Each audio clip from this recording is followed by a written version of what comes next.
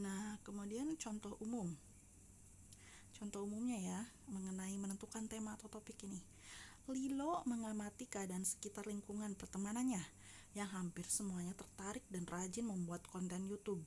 Kemudian, Lilo tidak hanya melihat teman-temannya saja, melainkan siswa dari sekolah lain pun melakukan kegiatan yang sama.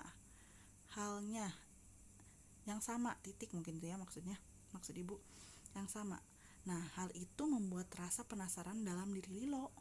Mengapa mereka sangat tertarik membuat konten YouTube? Karena rasa penasarannya tersebut, Lilo membuat sebuah penelitian dengan tema pengaruh konten YouTube terhadap pendapatan siswa. Nah, seperti itu ya. Jadi, menentukan tema dari permasalahan yang dia dapatkan di lingkungan sekitar. Urgensi. Oh, urgensinya apa? Kepentingannya bagi siapa? Bagi siswa yang ada di sekolahnya, misalkan lingkungan sekolahnya seperti itu. Dari konten YouTube itu memang menghasilkan, pengaruhnya apa sih terhadap penghasilan atau pendapatan siswa, apakah nambah gitu uang jajannya. Nah gitu ya, maksudnya ini contoh umumnya ya, dalam contoh umum real kehidupan kalian misalkan seperti itu. Jadi unik, harus unik, karena saat ini juga kan konten YouTube sangat di apa ya, sangat digandrungi oleh anak muda, baik itu viewers ataupun yang membuat konten. Oke, next.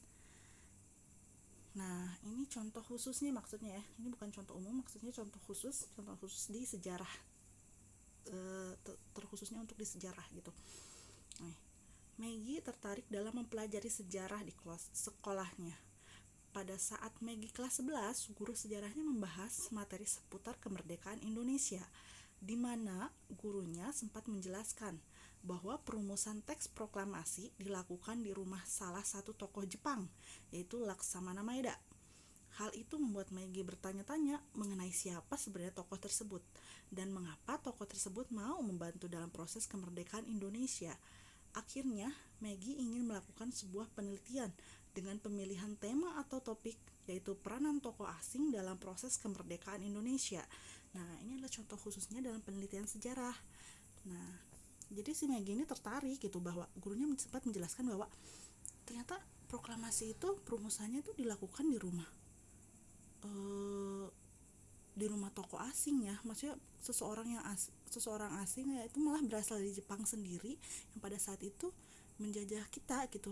Kok bisa sih pihak sana memberikan kesempatan bagi kita gitu. Nah, kemudian si Maggie ini ingin melakukan sebuah penelitian tentang hal itu. Nah, dengan tema seperti yang tadi ibu bacakan. Nah, itu adalah contoh pemilihan tema ya dalam penelitian sejarah.